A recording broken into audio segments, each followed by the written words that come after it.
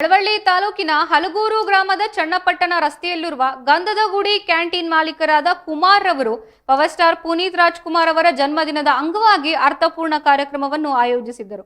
ಬ್ಯಾಡರಹಳ್ಳಿ ಗ್ರಾಮ ವ್ಯಾಪ್ತಿಯ ಕೆಇಬಿ ಶಾಖೆಯ ಕಿರಿಯ ಅಭಿಯಂತಕರಾದ ಸಿಕೆ ನಂದೀಶ್ ಅವರು ಕೇಕ್ ಕತ್ತರಿಸುವ ಮೂಲಕ ಕಾರ್ಯಕ್ರಮಕ್ಕೆ ಚಾಲನೆ ನೀಡಿದ್ದು, ಈ ಸಂದರ್ಭದಲ್ಲಿ ಅಭಿಮಾನಿಗಳಿಗೆ ಸಿಹಿ ವಿತರಿಸಲಾಗಿದೆ.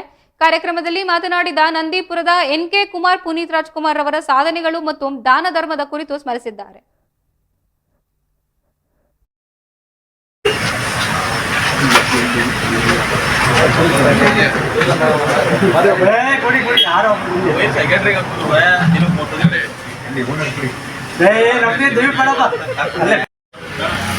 ಗಂಧದ ಗುಡಿ ಒಂದು ಈ ಬೇಕರಿನಲ್ಲಿ ನಮ್ಮ ಕುಮಾರಣ್ಣ ಮತ್ತು ನಮ್ಮ ಕೆವಿಯವರು ಮತ್ತು ಎಲ್ಲ ಸ್ನೇಹಿತರ ವತಿಯಿಂದ ಒಪ್ಪುವರ್ಣ ಬರ್ಡೇಯನ್ನು ತುಂಬ ಅದ್ದೂರಿಯಾಗಿ ಆಚರಣೆ ಮಾಡ್ತೇವೆ.